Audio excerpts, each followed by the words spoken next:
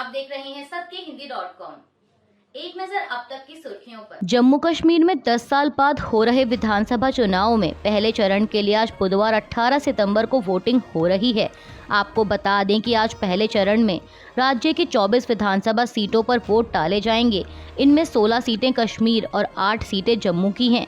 साथ ही बता दें कि इन चुनावों में नेशनल कॉन्फ्रेंस और कांग्रेस साथ आए हैं और दोनों राजनीतिक दल राज्य की सभी 90 सीटों पर साझा चुनाव लड़ रहे हैं। वहीं बीजेपी और पीडीपी अकेले इस चुनावी मैदान में हैं। इसके अलावा लोकसभा सांसद इंजीनियर राशिद की पार्टी अवामी इत्तेहाद ने प्रतिबंधित संगठन जमाते इस्लामी समर्थित निर्दलीय उम्मीदवारों के साथ गठबंधन का ऐलान किया है। अब वोटिंग के मद्देनजर राज्य में सुरक्षा के कड़े इंतजाम भी किए गए हैं।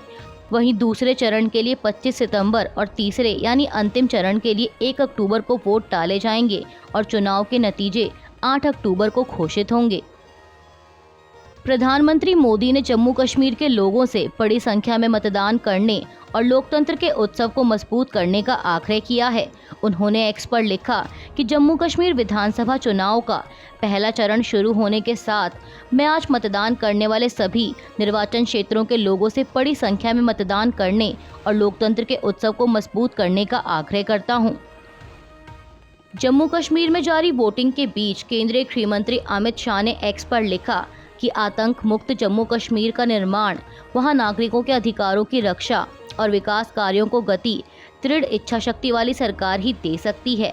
आज जम्मू कश्मीर विधानसभा चुनाव के पहले चरण में मतदान के लिए जा रहे मतदाताओं से मेरी यह अपील है कि एक ऐसी सरकार बनाने के लिए बढ़ चढ़कर मतदान करें तो यहाँ के युवाओं को शिक्षा, रोजगार, महिलाओं के सशक्तिकरण और क्षेत्र में अलगाववाद व परिवारवाद की समाप्ति के लिए प्रतिबद्ध हो। गृह मंत्री ने लिखा कि पहले मतदान फिर जलपान।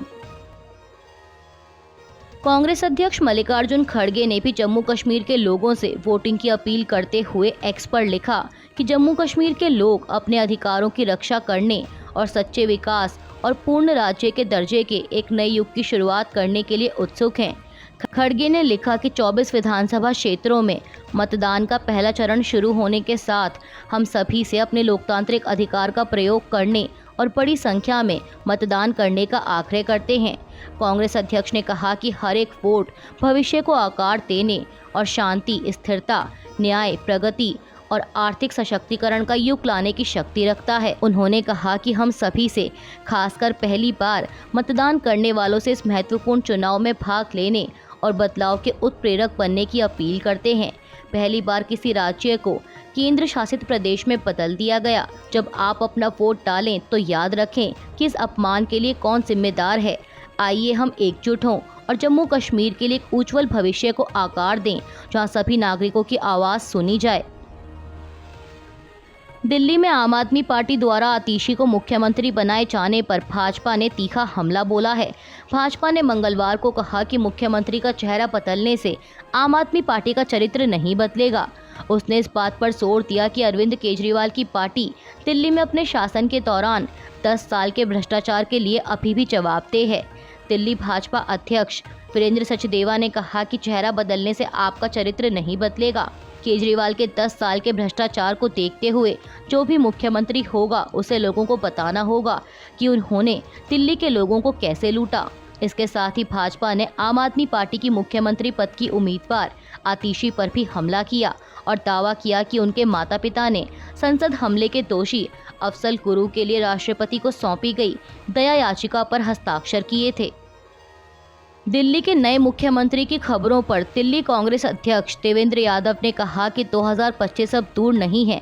अरविंद केजरीवाल की असलियत जनता के सामने आ चुकी है। अगर उन्होंने नैतिकता के आधार पर इस्तीफा दिया होता तो तब देते जब उन पर आरोप लगे थे या जब वो जेल गए थे।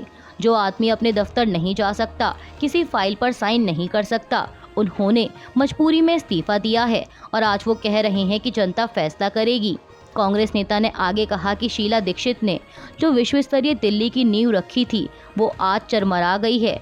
उन्होंने कहा कि हम दिल्ली की सभी 70 सीटों पर मजबूती से लड़ेंगे। जनता जो चाहती है वो साफ है कि 2025 में कांग्रेस का मुख्यमंत्री चुना जाएगा। आरएसएस के वरिष्ठ पदाधिकारी इंद्रेश कुमार ने मंगलवार को कहा कि संघ गायों के साथ साथ लोगों की लिंचिंग की निंदा करता है।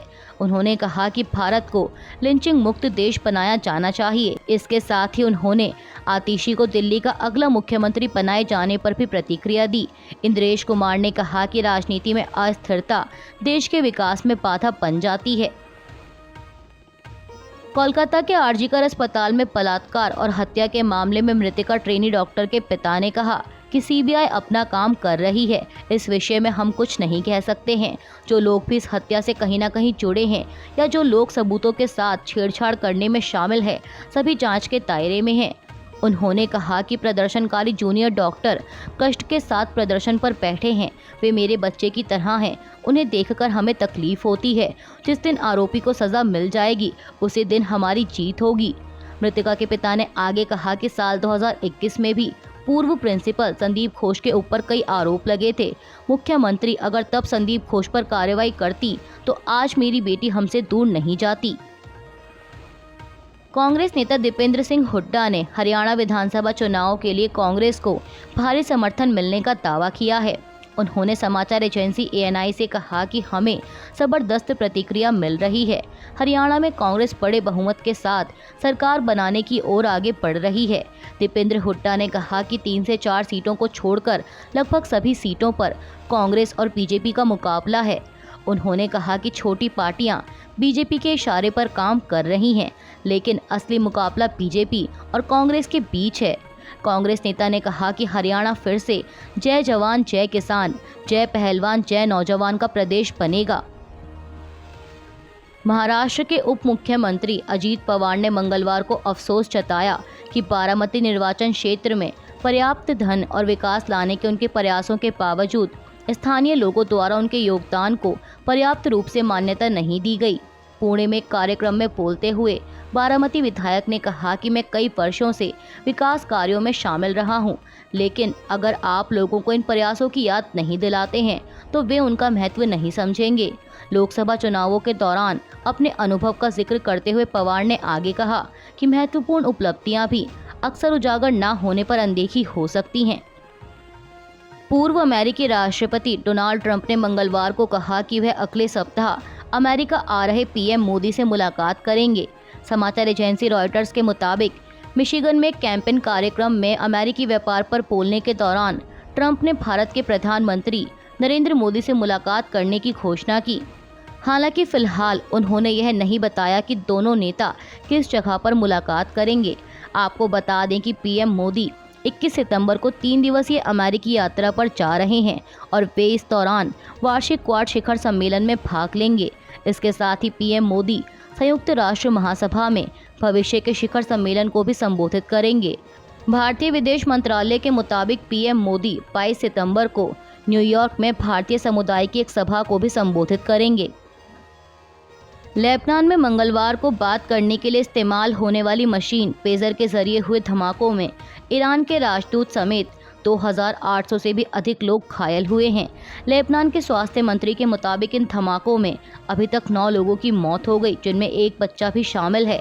मीडिया रिपोर्ट्स के मुताबिक ये धमाके लेबनान की राजधानी बेरूत सहित कई और जगहों पर भी हुए। वहीं ईरान समर्थित गुट हिजबुल्लाह का इन धमाकों पर कहना है कि ये पेजर उनके ही थे और उनके 8 लड़ाके मारे गए हैं। हिजबुल्लाह ने इन धमाकों के लिए इसराइल को जिम्मेदार ठहराया है और इसे एक आपराधिक घटना कहा है। हिजबुल्लाह ने यह भी कहा कि वे इसका जवाब देंगे। वहीं इस्राएली सेना की तरफ से उनके किसी भी दावे पर अभी तक कोई टिप्पणी नहीं आई है। अभी के लिए बस इतना ही। बाकी की खबरों के लिए बने रहिए सबके हिंदी.com के साथ।